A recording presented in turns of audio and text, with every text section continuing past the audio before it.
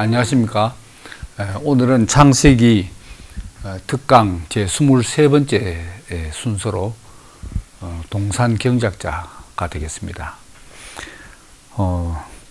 그 동산 경작자라는 말은 에덴 동산을 경작하는 사람이라는 뜻이죠.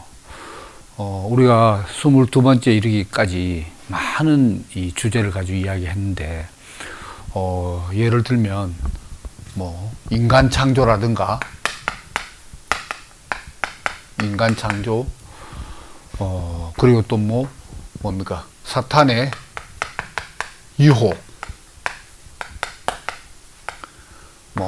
생명나무와 선악나무, 그리고 먹지 말라한 선악과를 먹고 인간이 범죄하게 되고 타락하게 된 이야기.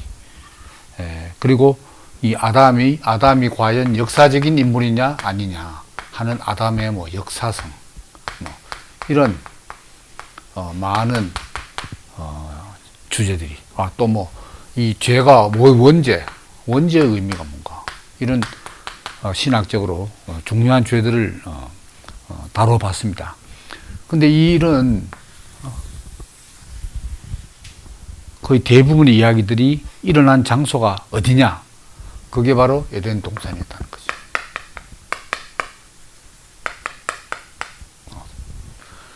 거죠. 생명나무와 선악나무도 에덴 동산에서, 사탄의 유혹도 에덴 동산에서, 또 하나님이 사람을 지으시고 바로 이끌어 가신 곳이 에덴 동산. 그 아담이 실제로 에덴 동산에서 살았느냐, 실존 인물이냐 하는 문제도 에덴 동산. 원죄가 발생한 것도 에덴 동산. 이런 중요한 사건들이 벌어진 장소가 에덴 동산이었다는 거죠. 그래서 이제 오늘은 에덴 동산과 그 동산 경작자로 임명을 받은 아담에 대해서 이제 말씀을 드려보려고 합니다. 먼저 에덴, 영어로도 에덴, 이건 그대로 히브리어죠. 에덴 좀 한번 그려보면,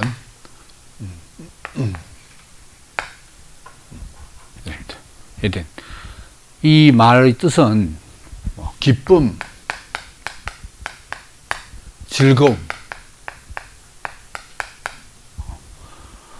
좀 유식하게 한자로 말하면 환희, 연락, 이런 뜻이 되겠습니다. 그리고 또 이제 연구가에 의하면 이 에덴이란 이 히브리어는 또 어디서 영향을 받았느냐 하면, 이 아카드어, 수메르 사람들의 아카드어에서 에디나, 여기에서 에덴이 파생되어 나왔다는 거죠. 이 에디나는 이 넓은 평지라는 뜻입니다. 넓은 평지.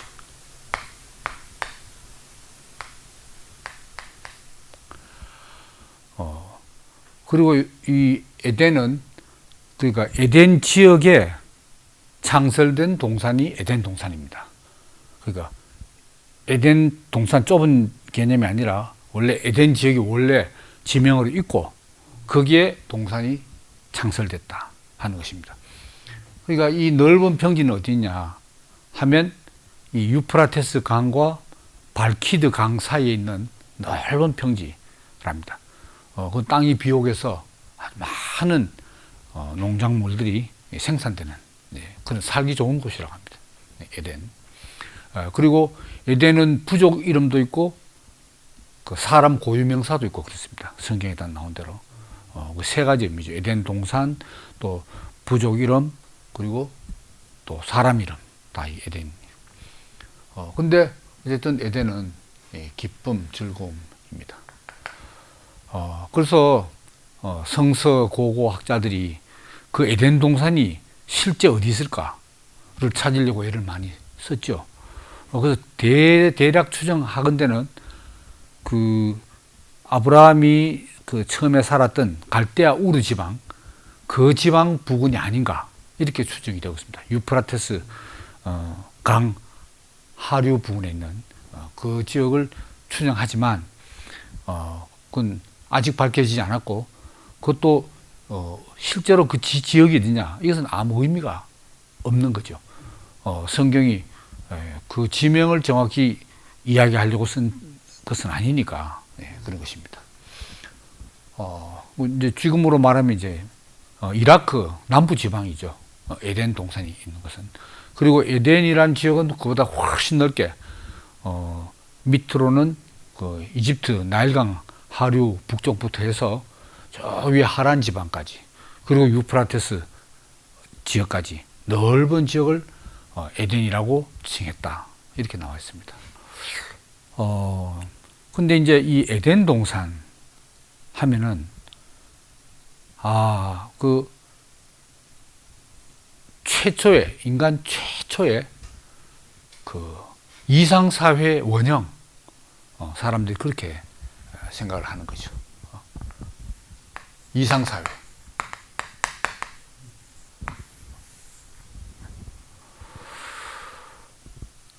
성경에 묘사된 대로 아담과 하와가 벌거벗었으나 부끄러워하지 아니하고, 동산에는 사람들이 먹을 수 있는 각종 실과들이 있고, 선악과 빼놓고는 무엇인지 먹을 수 있고, 거기에는 그 생명과도 있고, 그죠? 그리고 이 에덴 동산에서 네 강이 흘러가는데 그 네 강이 땅을 비옥해 하고, 그리고 뭐 호마노, 베델리엄, 순금, 이런 금은 보석들이 강에서 나오고, 그러니까 더 이상 바랄 수 없는 그 말하자면 그야말로 낙원, 낙원 할 때 이거 뭐 깃불 낙자의 동산 원자 아니겠습니까? 정원 원자니까 낙원에. 그래서 그 히브리 사람들뿐만 아니고 그 어떤 동서를 막론하고 다 원래 태고적 이 어떤 그 인간의 이 지상의 삶의 시초에 그런 낙원이 있었다, 이런 생각을 하는 것 같아요. 그래서 플라톤의 저서에도 보면 원래는 지금 이 시대 이전에 원래는 모든 우주 운행이 거꾸로 돌아갔다, 이렇게 말해요. 거꾸로 돌아갔다.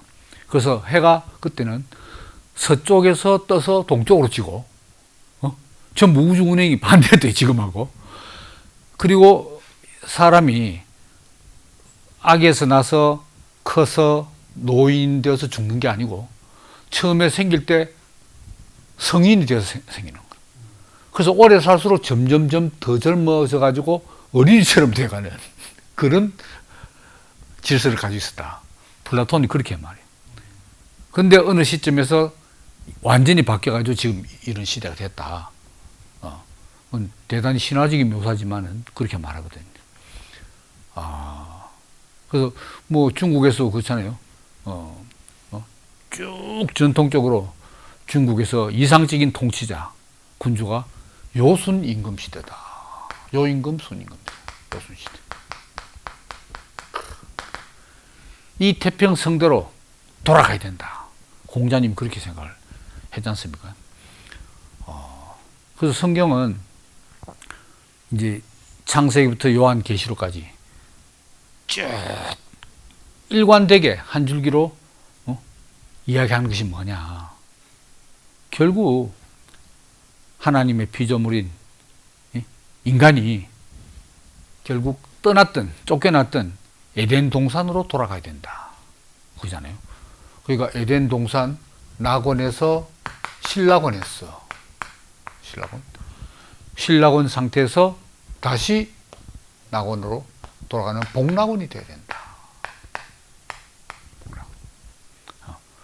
이 복락원이 뭐냐? 이게 구원이고 또 구속이다. 성경의 주제가 그거 아니겠습니까? 창조됐을 때는 낙원에서 살았다.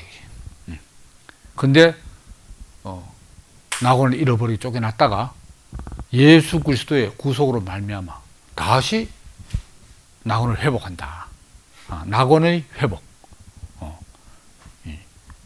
이제 그 상당히 변증법이죠. 변증법칙이죠. 요게 낙원이 정이고, 요게 반이고, 복락은 그럼 이제 위로 올라가게 되는 합. 정반, 합. 그래서 이 복락원 상태를 성경에서 어떻게 묘사하는가. 요한계시록 21장, 22장. 여기서는 창세기 1장, 2장. 에덴 동산 2장이 나옵니다만은 1장, 2장. 그리고 이 복락원 상태의 에덴 동산, 회복된 동산은 요한계시록 21장, 22장 마지막에 묘사되는데 이것이 바로 새 예루살렘 성이라는 거죠.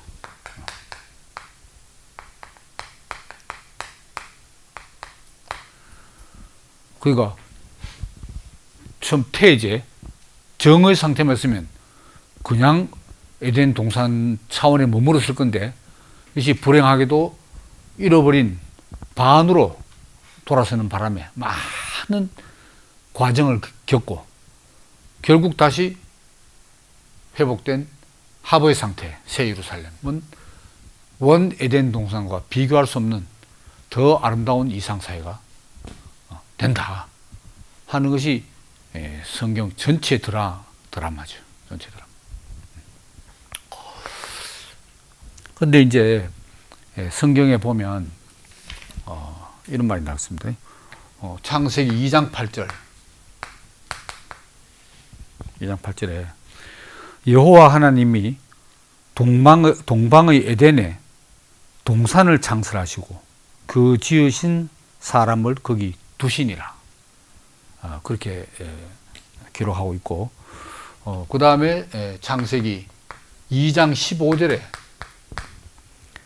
여호와 하나님이 그 사람을 이끌어 에덴 동산에 두사 그것을 다스리며 지키게 하시고, 요 2장 8절은 에덴 동산에 사람을 두었다까지 말씀하고 15절에는 에덴 동산에 두고 뭘 하게 했느냐, 다스리며 지키게 했다.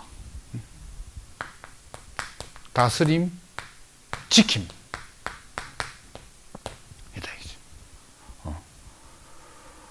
자, 그러면 우리가 이제 인간 창조의 이유, 아담과 하와를 창조하신 이유가 뭐냐? 인간 창조의 이유. 우리가 창세기 1장에서는 뭐라 했죠? 인간 창조의 이유가 하나님의 형상과 모양이에요. 뭐 형상과 모양 합쳐서 하나님의 형상이래요. 형상이 되게 하기 위해서. 형상, 이제 영어로 번역할 때 첼렘을 이미지라고 했다, 이지. 이미지.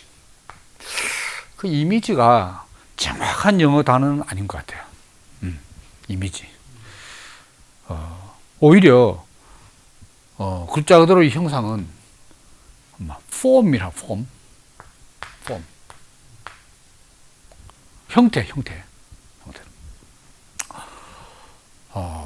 그러니까 아시는 대로 이제 하나님은 영이다.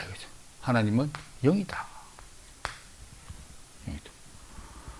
그래서 영의 유일한 궁극적인 절대적인 소원이 뭐냐? 바로 자기 자신을 나타내는 거야. 형상화. 표현되려면은 형상화가 돼야 돼. 폼으로 나타내. 영은 폼이 없잖아요. 그래서 사람을 육체를 가진 산혼으로 지었다. 이게 창세기 1장에서 말한 인간 창조의 이유입니다. 근데 오늘 말씀 드리고자 하는 이 동산 경작자는 창세기 2장에 나오는, 아까 읽었죠? 창세기 2장. 동산을 창설하고 지으신 사람을 거기에 뒀다. 왜 뒀느냐? 2장 15절에서 다스리며 동산을 다스리며 지키게 했다. 이게 바로 뭐 동산지기라 할까요? 동산지기. 동산지기, 동산 경작자. 동산을 경작자.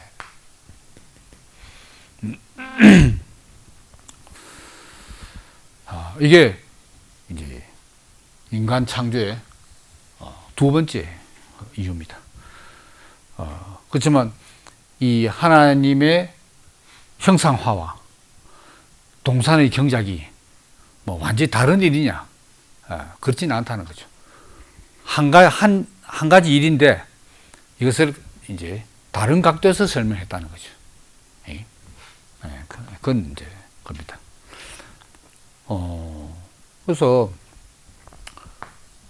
왜 동산에 경작자가 필요하냐?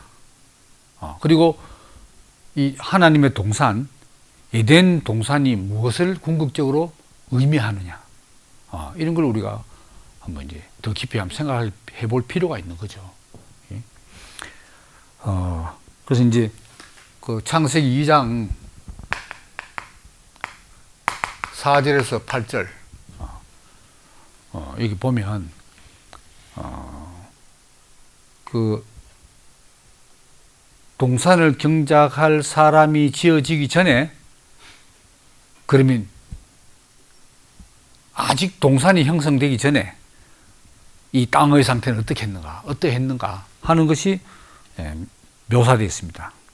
여호와 하나님이 땅에 비를 내리지 아니하셨고 경작할 사람도 없었으므로 들에는 초목이 아직 없었고 밭에는 채소가 나지 아니하였으며 안개만 땅에서 올라와 온 지면을 적셨더라. 그래서란 말은 성경 구절이 없습니다만은, 여호와 하나님이 흙으로 사람을 지으시고 생기를 그 코에 불어넣으시니 사람이 산 혼이 된지라. 여호와 하나님이 동방의 에덴에 동산을 창설하시고 그 지으신 사람을 거기 두시고, 아까 설명했는 2장 8절 이야기가 나오고 있습니다. 그러니까 사람을 지으시기 전에 이 땅의 상태는 그야말로 황무지라는 거죠. 황무지.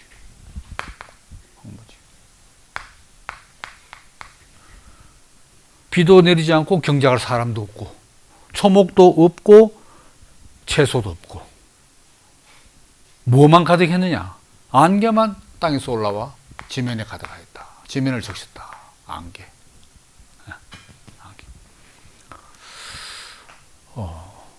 그 짙은 안개가 끼어 있는 상태. 그럼 시야가 불투명하겠죠. 야, 이 참 이 깝깝한 상황 아니겠습니까? 그래서 이제 그 우리 말에도 안개가 짙게 끼어 있는 상태를 뭐라고 그러죠? 오리무중. 이 오리는 덕을 말하는 것이 아니고 오리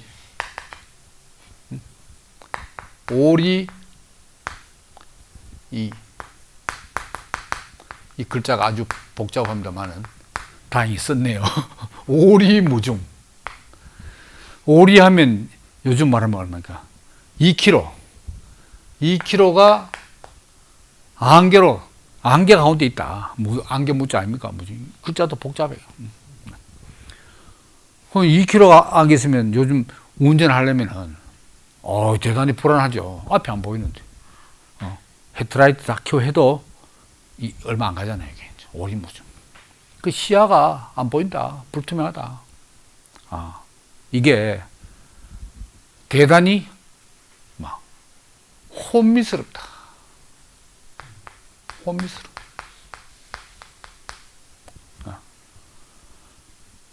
앞이 보이지 않음.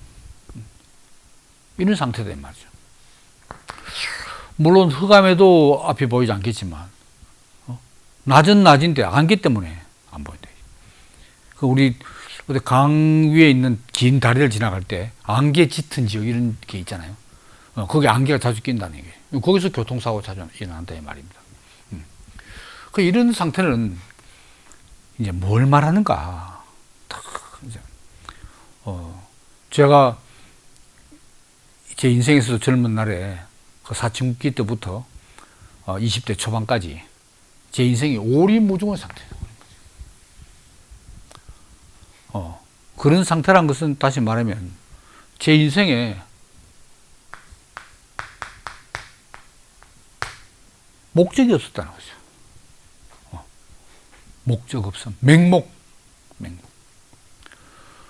그러니까 젊은 나이니까 열정은 있어요. 열정, 패기 이렇게 막 끌어올랐어요.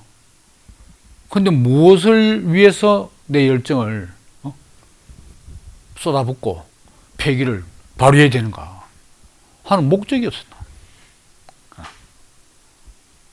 야, 그러니까 목적이 없으니까 인생에 방향이 없는 거지. 방향. 그래서 남이 다 하면 저게 괜찮은가 이런 생각도 같이 뛰어들어 또 가보기도 하고 가서 이건 아닌데 또 돌아서 또 다른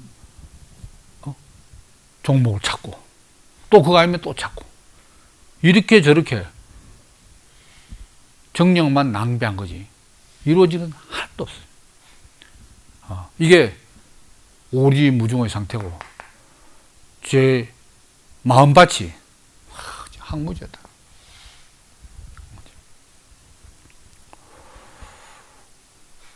그러니까 말하자면 땅은 경작자가 없으면 황무지 되는 거고 인생의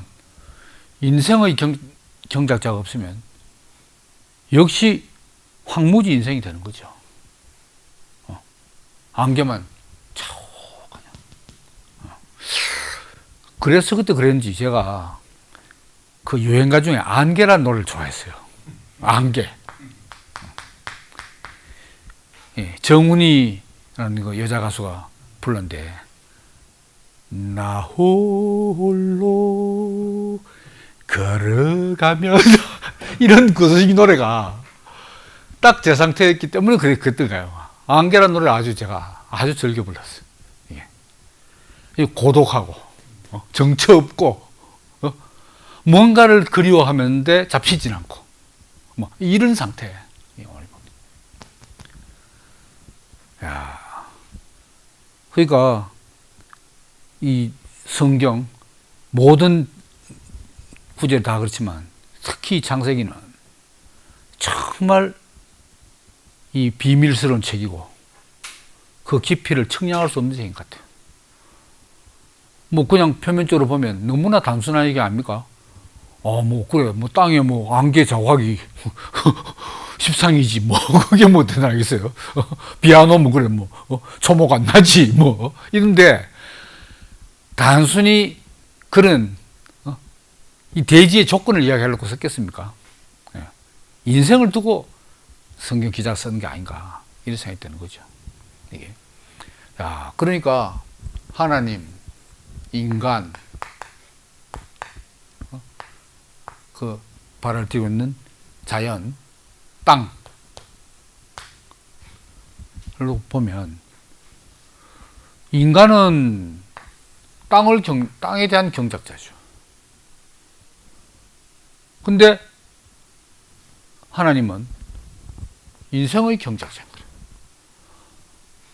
하나님에 대한 경작지는 하나님의 경작지는 사람이고 사람의 경작지는 이제 땅이고 이렇게 볼 수 있지 않겠어요? 그래서 사람과 땅의 관계를 이야기했지만 성경이 계시하고자 하는 바는 바로 하나님과 사람의 관계를 이야기하려고 쓴 거다. 이렇게 해야 성경이 제대로 딱 열려지는 거죠. 다른 대목도 다 그렇습니다만은 객관적인 뭐 자연과학적인 천문학적인 이런 사실을 기록하려고 쓴 게 아니다 이 말이죠. 그래서 뭐 옛날도 그랬습니다만은 특히 현대인들은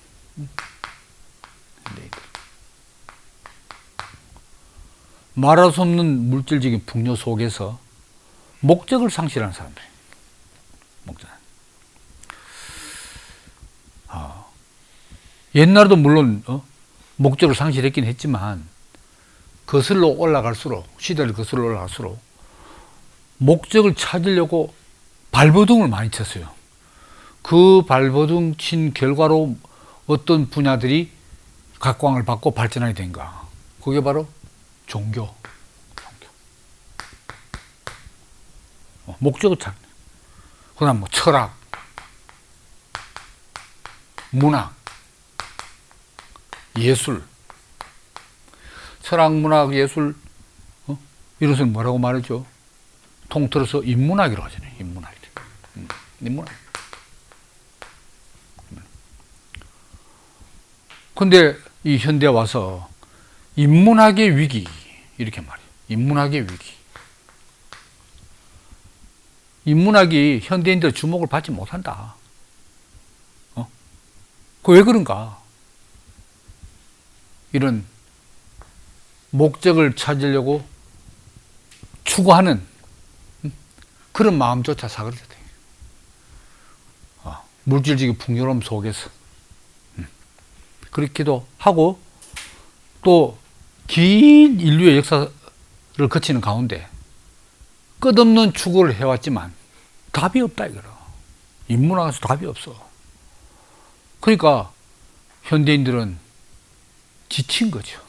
피로감이 누적됐어. 그 해봐야 별 수 없더라. 그래서 뭐 우리가 내일 죽을지 모르니까 오늘 잘 먹고 잘 놀고 즐기고 인생을 뭐 그냥 즐기지 뭐.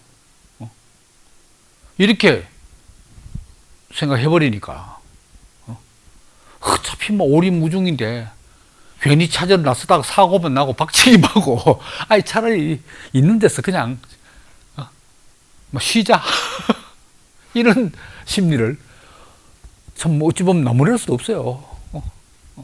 당연한 역사적인 반성이죠. 이 이제 인문학이 막 열기가 치솟고 상종가를 치면 어떻게 되냐. 그럼 이게 이제 인문학이지. 이념의 시대야 돼. 이념의 시대. 그래서 서로 상반된 이념끼리 부딪히면 이념 때문에 전쟁이 일어나고 살육이 벌어진다 이 말입니다. 그게 차라리 안 찾는 게 낫다. 아니면 뭐 다 인정하고 뭐 다 하죠. 넌 너대로 옳고 난 너대로 옳고 뭐. 종교 다원주의. 다원주의 시대. 절대적 가치가 어디 있노? 다 상대적이지. 이게 다 오리무중의 상태. 그래서 자기의 어떤 속 깊은 이야기, 심각한 고민 이런 것을 발설하지 않는 거라. 발설해봐야 해결도 안 되고, 괜히 자기가 어떤 사람 노출만 되고, 그러니까 몇 겹으로 둘러치고 그냥 딱 예의만 지키면서 남한테 피해 주지 않으면서 나도 피해 받지 않으면서 적당한 거리를 두고 딱 살아. 그러면 문제가 해결되는가? 그러면 부딪힘은 없겠지만 부딪힘 없는 가운데서 이 고독이 해결되잖아.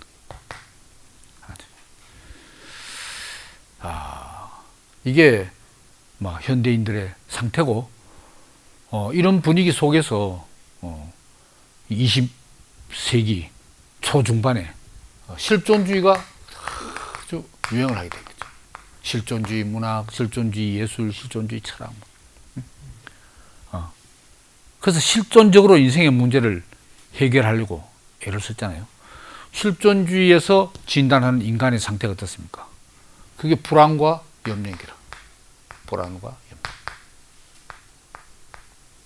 불안과 염려. Der Angst, die Sorge. 불안과 염려.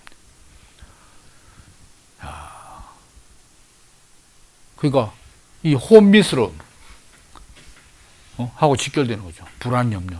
안개가 쫙 하면 나는 가만히 있어 누가 와서 부딪힐지, 또 괜히 발 디뎠다가 어디 낭떠러지에 떨어질지 할 수가 없잖아요. 항상 불안해요. 왜? 앞이 보이지 않으니까.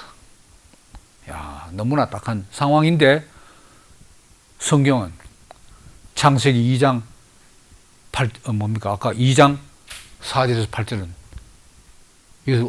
그 원인이 어디 있다고 생각하는가?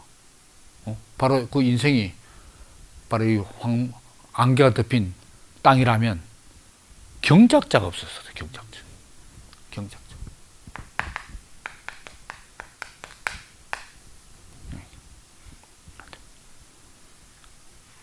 야, 땅 스스로 땅의 문제를 어떻게 해결하겠어요? 경작자가 와야 된다. 우리 인생의 경작자.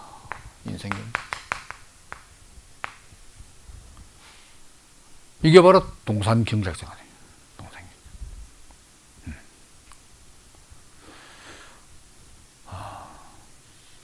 그래서 이 같은 땅이지만 그 땅에 적합한 씨를 뿌리고 가꾸고 하면 어떻게 되겠어요?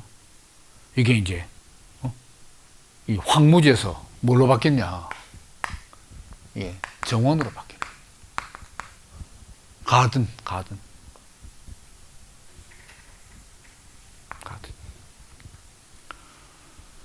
그래서 어느 시대, 어느 지역을 막론하고 이 삶이 풍요로운 곳에 정원이 발달했어요. 유럽의 뭡니까? 왕궁들 보면은 그 궁전 건물과 함께 반드시 아주 아름다운 정원이 펼치잖아요. 그 정원에 막 분수에 있잖아요. 조각들이 쫙, 그게 이제 유럽식 정원이. 이탈리아, 프랑스, 독일인다 하면 그 옛날 정원들이 쫙, 그리고 귀족들이 아니면 그 왕궁에서 왕이 그 정원을 쫙 꺼내. 왜? 그 정원에서 놀고 쉬고 보는 것이 너무 뭡니까? 기쁘고 즐겁다는 거지. 그 1차적으로는 땅을 경작해서 곡식을 얻을 거고, 그 여유가 생기면 이제 자기 집에 아니면 주변에 공원, 정원을 만든 거죠. 그 하나님도, 인생을 지신 하나님도 인생을 경작해가지고 1차적으로는 누구의 기쁨과 즐거움이 되려고 하냐? 하나님 자신이죠. 그 사람들로 이루어진 하나님의 동산에서 거닐고, 왜 저녁이 될 때 바람이 서늘할 때 여호와께서 동산을 거니시라 했잖아요. 거닐고 교제하고, 이건 인격체니까 교제하고, 그건 얼마나 하나님이 즐거우시겠냐 이거죠. 이게 그러니까 사람이 동산 경작자로 부름받았다. 근데 1차적으로 땅만 동산을 만들어가지고 뭐 하겠어요? 지금 동산은 그런 아름다운 동산 아까도 말했지만 유럽에 가도 많고, 또 재패니시 가든 일본 정원도 또 특색이 있어요. 저도 사진으로 많이 봤습니다만은 일본 정원을 보면은 딱 마루에 앉아서 그 모래를 있잖아요. 모래하고 모래를 바다처럼 이렇게 물결 치도록 해놓고 거기에 섬처럼 마당에 돌을 갖다 놔요. 그러면 이제 모래 바다 위에 섬이 떠 있는 것을 탁 고요하게 감상. 그런 정원을 해놓고, 또 조선은 조선대로 조선식의 정원이 또 있잖아요. 다 인생의 즐거움을 위해서. 그러니까 사람이 동산 경작자로 부름을 받았다.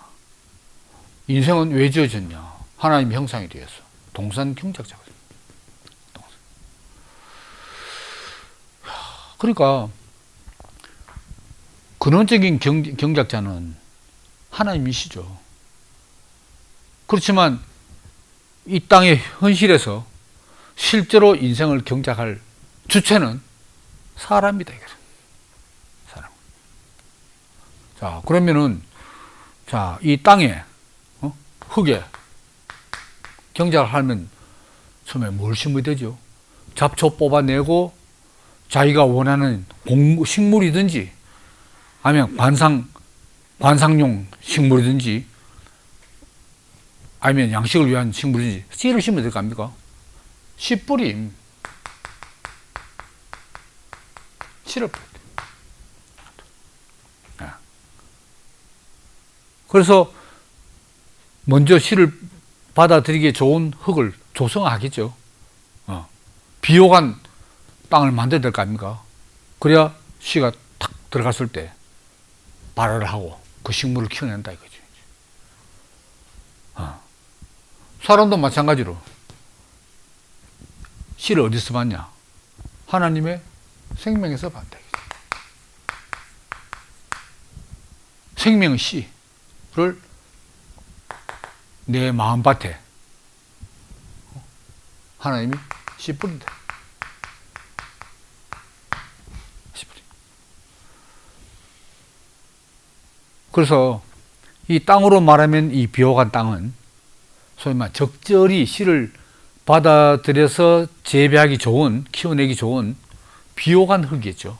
비옥한 흙. 사람의 마음밭이 비옥하다는 건 뭐냐? 그게 바로 가난한 마음인데. 가난한 마음? 가난하다는 말은 뭐 아무것도 모르고 일자무식이다고 그런 말이 아니고 하나님의 생명씨가 딱 뿌려질 때 탁 받아들여서 그것을 자기 마음밭에서 키워내기에 너무나 적합한 마음 상태가 가난한 마음이니까. 그 씨는 어떻게 뿌려지냐? 하나님 생명씨가 어떻게 사람 마음에 뿌려지냐? 그게 바로 아시다시피 하나님의 말씀이다. 뭐 구약에서도 그렇고 신약에서도 마찬가지입니다만은 예수님 시대에 누가 예수의 말을 탁 자기 마음밭에 자기 마음에 받아들이냐? 마음이 가난한 사람들. 그건 예나 지금이나 앞으로도 똑같죠. 가난한 마음. 근데 이 가난한 마음이 어떻게 조성되느냐? 그 원리도 비옥한 땅이 조성된 것과 같은 것 같아요. 아니, 땅이 만약에 의식이 있다면은 비옥하게 안 되려고 하지. 땅의 순환이잖아요, 이게. 갈아엎고, 쇠스랑 긁어가지고 이제 뒤집어 엎죠. 쟁기로 뒤집어 엎죠. 거기다 또 그냥 안 두고 비료를 넣어가지고 썩게 만들잖아요. 그걸 누가 원해요? 땅이 의식이 있다면은. 사람도 마찬가지입니다. 고생 안 하고, 그 망고풍상, 그걸 자원하는 사람이 누가 있겠어요? 심한 말이지 뭐지. 예수님 자신도 스스로는 그걸 원하지 않았을 거야. 내가 구세주가 되기 위해서 망고풍상을 내가 자원해야 되는데, 예수님도 그래 안 해요. 어쩔 수 없이, 하나님의 뜻에 의해서 그 된 거지. 원하는 사람 없다. 야. 그러니까 이런 그 묘하잖아요. 이게 인간과 하나님의 관계, 이 땅과 사람의 관계가 똑같아요. 근데 이건 직접적으로 말할 그 방법이 별로 없잖아요. 표현 수단이. 그래서 인간과 땅의 관계를 이야기하면서 이걸 계시하는 거지. 요거는 계시의 영역. 요건 설명의 영역. 누구나 이해될 수 있는 당연한 자연의 이치잖아요.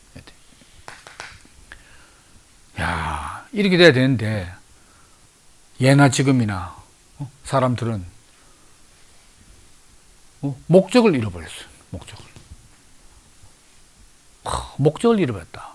그 말은 뭐냐면 이제 그 인생에 사람의 어떤 사명, 직분, 이게 뭐냐? 사람. 우리가 세상 인생살이에서도 직업을 구하려고 하는 건 뭐냐 묻습니까? 근데 타이틀이 있어야 되거든. 우리 사람 모를 때 실례지만 뭐 어디 나가십니까? 뭐 어디 근무하십니까? 이런 거 묻잖아요. 그건 이제 육신적인 생존을 위해서 육신적인 사명이지. 직분이고. 근데 지금 성경이 말하는 것은 그게 아니야. 인생의 궁극적인 사명, 직분.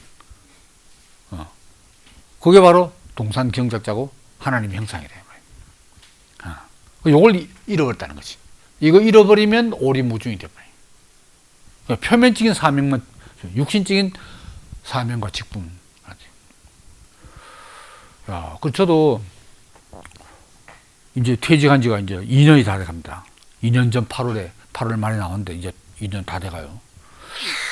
아마 제가 저의 이 영원한 불변의 이 사명과 직분을 몰랐다면 아마 지금 시간이 지날수록 더욱더 오리무중에 빠지겠대.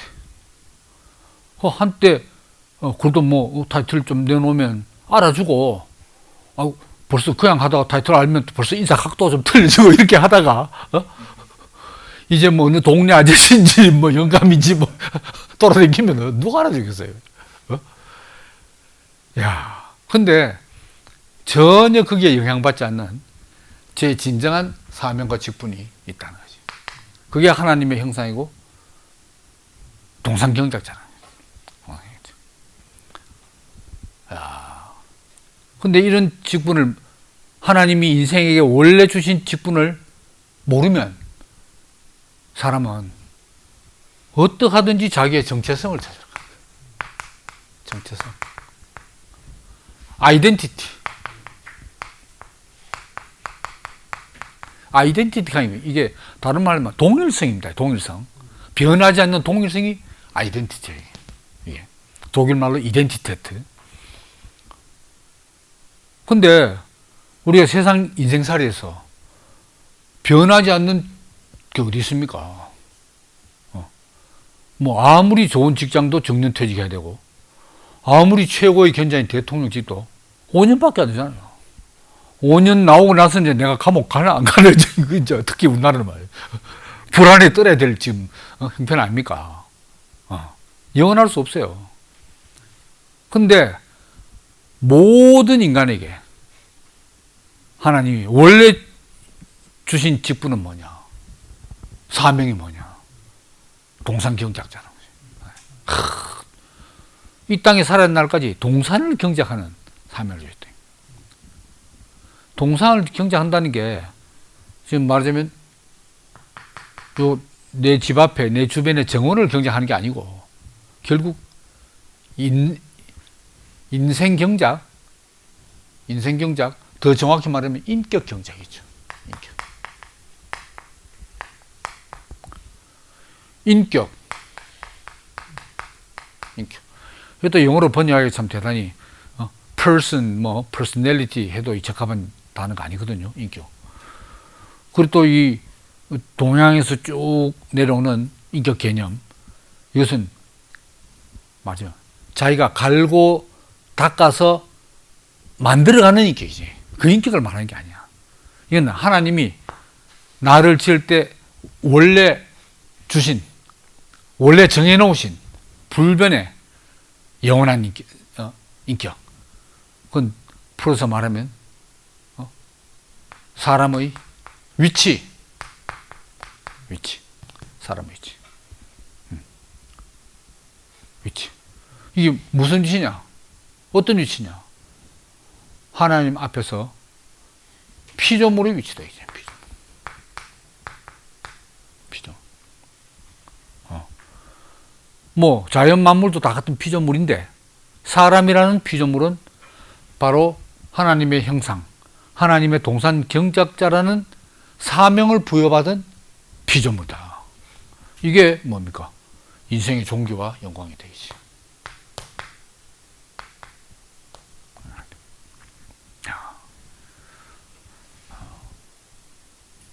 그러니까 네가 동산을 경작해라 하는 것은 사람의 인격을, 사람의 위치를 네가 경작해라 하는 건데, 이 동산 안에 그럼 동산은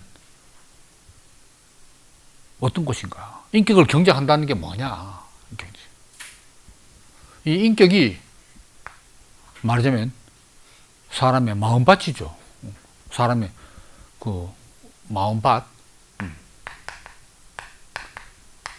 하나님의 생명의 씨가 뿌려서 재배될 수 있는 장소다 이 말입니다. 그죠? 그러니까 동산이라는 곳은 경작자가 있고 뿌리는 씨가 있고 그 씨를 받아들일 토양이 있고 마음의 토양이 있고 그거잖아요. 그러니까 인격을 경작해라, 동산을 경작해라, 이 말은 하나님과 사람의 관계를 계속 경작해라, 더욱더 깊게 해라, 더욱더 발전시켜라, 이런 말이죠. 그러니까 이 흙으로 된 동산을 잘 경작하면 어떻게 되죠? 그러면 아름다운 정원이 되고 이 풍요로운 열매가 많이 맺힌다. 열매가. 그럼 인격 동산을 잘 경작하면 하나님의 생명의 열매가 우리의 인생을 통해서 그죠? 그 열매가 뭐냐? 바로 그리스도란 말이에요. 그리스도.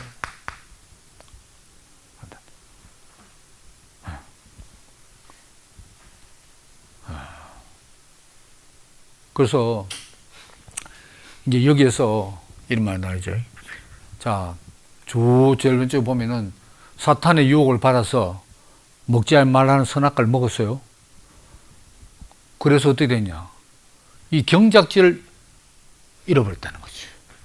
그러면 동산 경작자로서의 사명과 직분을 상실했어요. 이게 타락이지 뭐 꼭 도덕적으로 뭐 내가 나쁜 일 했냐 어떠냐 이런 게 아니고, 이 사명을 잃어본 게 위치 이탈이에요. 위치 잃어버렸어. 위치 이탈, 직분 상실.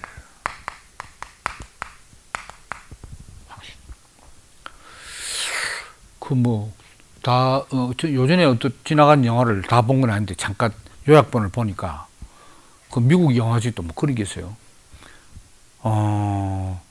남자 주인공이 이제 일반 이제 하급 경찰을 하다가 이제 형사로 진급하기 위해서 시험을 계속 떨어졌어. 그러니까 아내가 실망하고 막 나중에는 막 이혼하자고 하니까 이번에는 꼭 된다고 장담해가지고 또 떨어졌어. 그러니까 이 남편이 이번에 시험 됐다고 거짓말을 했는 거야. 거짓말을 하고 이제 이번에 형사로 내가 진급했으니까 해외 여행을 한번 가자 해서 이제 갔어요. 거기서 뭐 어떤 다른 이제 사고를 이제 접했는데 우리 남편이 형사다 이런 마누라 이랬거든요. 그래가지고 이제 형사한테 수사를 의뢰했어. 했는데 나중에 그 형사가 거짓 신부님이 또 드러났네. 뭐 이래가지고 아주 곤란한. 야, 그리 그 남편도 참 얼마나 불안했겠어요. 늘 막 아내를 쏘기 위해 썼으니까. 직분 상실. 근데 이 직분 상실을 어떻게 회복할 때 찾을 수 있느냐? 그게 인간의 힘으로 안 된다는 거잖아요. 그래서 여기서 나의 직분을 다시 회복시켜줄 구원자가 나타나야 되는 거라. 그 구원자가 성경에서 만들어 예수다 이거죠.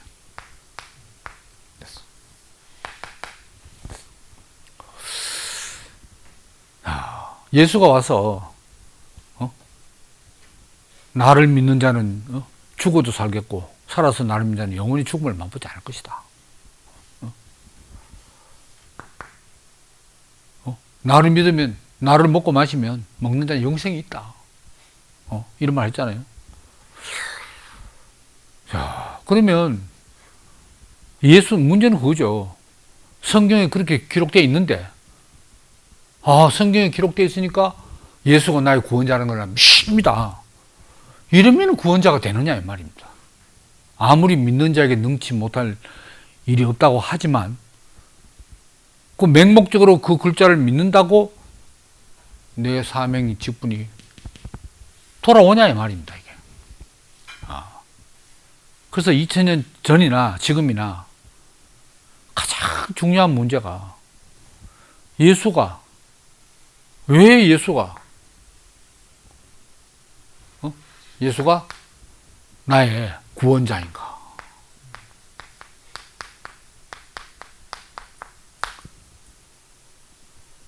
또 더 내용적으로 정확히 말하면 나의 구속의 주님인가? 이게 문제 아닙니까? 예수가 인류의 구원자라는 것을 믿습니다. 한다고 내가 구원되느냐? 이 말이죠. 그래서 여기서 내 인생의 경작자는 하나님인데 하나님이 직접 경작을 하시는 게 아니고 예수를 보냈다. 왜? 지금은 전부 경작지를 잃어버린 직분 상실한 아담의 후손들이니까 그 직분을 되돌리는, 다시 말하면 직분을 되돌릴 만한 동산으로 돌아가게 하는 그것이 바로 구속이다. 위치 상실, 위치 이탈, 여기서 위치 회복.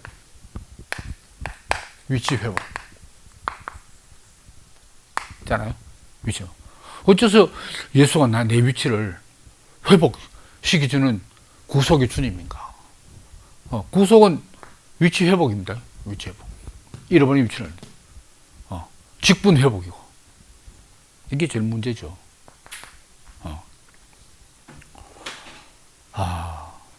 그러려면은 예수가 어째서 이제 구속의 주님인가? 이제 왜 위치를 회복되냐? 우리 쭉 이야기가 이따까지 강의를 하면서 많이 나왔습니다만은 그 피조물, 나는 피조물 인간이다 하는 그 분수에서 이탈했다는 거잖아요. 이 피조물이 특징이 뭡니까? 유한성이라고 했잖아요. 유한성. 무한하지 않다. 그리고 제한성 같은 말입니다만은 유한성, 제한성이 특징이다. 그런데 사탄이 네가 이걸 먹으면 눈이 밝아져서 하나님같이 될 것이다. 그럼 다시 말하면 무한한 존재가 되고 무제한한 존재가 된다. 그 분수를 잃어버렸다는 거잖아요. 그럼 다시 말하면 내 분수를 제대로 알게 해주는, 나는 유한한 제한 가운데 있는 피조물한 것을 분명히 인식하는 게 돌아오는 거 아니겠습니까?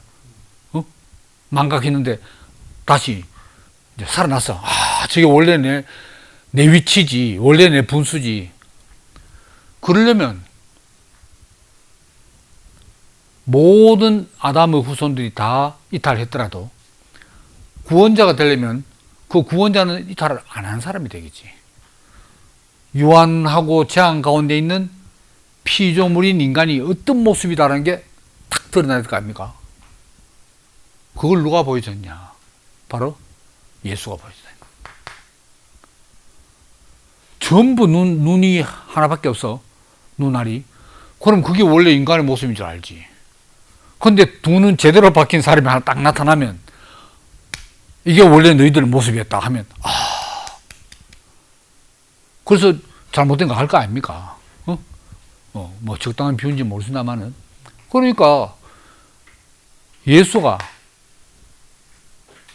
이 인격의 위치에, 인격의 자리에 정확히 있는 사람이라 선택이지. 그래서 감히 말하건대 2000년 동안 기독교의 문제가 뭐였냐? 예수를 제대로 알고 있었는가 하는 거죠. 자, 정통적인 기독론에 의하면 예수는 반신반인입니다. 참 하나님이고 참 사람이다. 이게 예수입니다. 그러면 하나님도 아니고 그냥 사람도 아니야. 반 하나님 반 사람이다 이 말입니다. 이걸 틸리는 어떻게 비판하냐, 현대신학 틸리는. 요거는 제3의 인간이다. 신이면 신이고 인간이면 인간이지. 신 반 인간 반. 그게 말이 되냐 이거지. 그 세 번째 인간이에요. 이건 곤란하다 이게.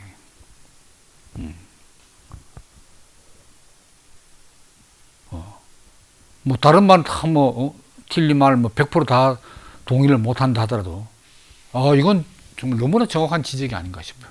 네. 반신반인이 돼버리면 그 반신반인 예수를 보고 저게 내 모습이 원래 모습이면 이때 안 되잖아요. 반신반인은 또 달리 말하면 인간 편에서 보면 초인 아닙니까?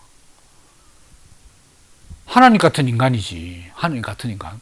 초인이지. 초인이지. 그 초인한테는 뭐 잘 보이면 좀 혜택을 좀 보지. 잘 믿고 잘 기도하면 좀 거기 이제 보상으로 혜택을 입을 수 있겠지만 잃어버린 나의 아이덴티티를 찾을 수는 없다 이 말입니다.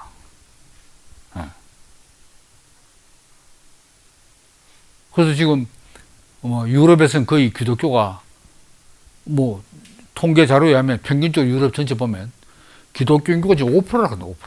5%. 저도 놀랐어요. 성당, 교회당 그 유서 깊은 건축물들이 다 매각이 되고 심지어는 이슬람 사원으로 매각돼 버리고 아니면 서커스 공연장 왜 천정 높으니까 공중 거래하기 좋잖아요. 아니면 나이트클럽으로 이렇게 매각이 되는 사정인데 그 이유를 진단하고 어떻게 하고 얼마나 노력을 하겠어요. 그렇지만 그게 근원적인 처방이 안 되는 거라.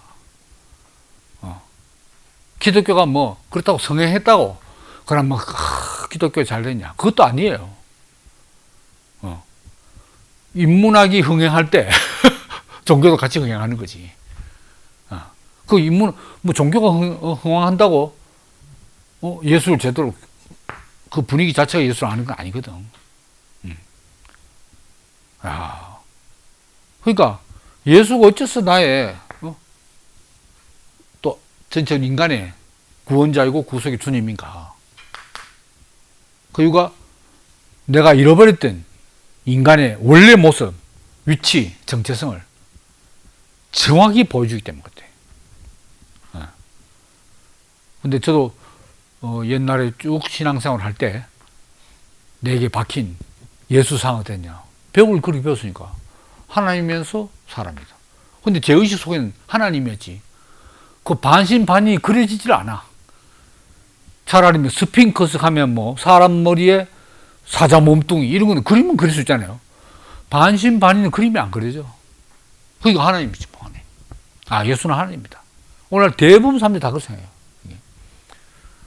그러면 진정한 나의 구속자가 되지 않아요. 지금 많은 기독교인 사는 구원자는 뭡니까? 내가 예수 안 믿었으면 지옥 갈 건데 천당 가고 예수 믿고 구원을 안 받았으면 내가 그냥 첫째 사망 처음에 육체 죽을 때 향해서 죽을 건데 마지막 날에 다시 일어나서 부활해가지고 예수님과 함께 영생 복락을 이루겠다. 이걸 구원해서 산다. 야, 그렇게 믿다가 5%밖에 안 되는 거예요. 이 5%도 이제 언제 없을지 몰라요. 그러니까 진정한 이 인생 문제 해결, 오리무중을 해결하는 길. 이것은 나의 잃어버린 사명 직분을 되찾는 건데, 정체성을 다 되찾는 건데, 이걸 다른 걸로 해서요, 다른 걸로. 야, 예수 안 믿으면 난 죄에 빠져가지고 멸망하는구나. 지옥 가는구나. 이렇게 생각해버리니까 무슨 해결이 되겠어요. 그래서 이전에 저도 신앙했던 예수는 어떤 예수였냐. 초인적인. 아니면 거의 아무리 삼위일체도 그건 잘 모르겠고, 제가 하나님이 사람으로 변장해 왔어. 예수란 사람으로 몸을 입고 왔어. 말씀이 육신이다. 그래서 있는 거야. 또 와가지고 이제 뭐든지 내게 기도해라. 내가 다 들어줄게. 이렇게 했다 이 말입니다. 그래서 이제 이 초인적인 뭡니까? 초인의 능력, 기적을 배웁니다. 복음서에서 대부분의 예수의 행적이 기적으로 묘사되어 있듯이 기적. 그래서 예수의 기적을 행사할 능력을 내가 좀 한번 힘입어 봤으면 하는 게 제 신앙의 목표였잖아요. 야, 그럼 내 인생이 또 사람들이 동산이라면 동산 경작자가 예수가 안 되는 거라. 근데 저 개인적으로 말하면 제 인생에 경작자가 다 왔어. 하나님의 말씀을,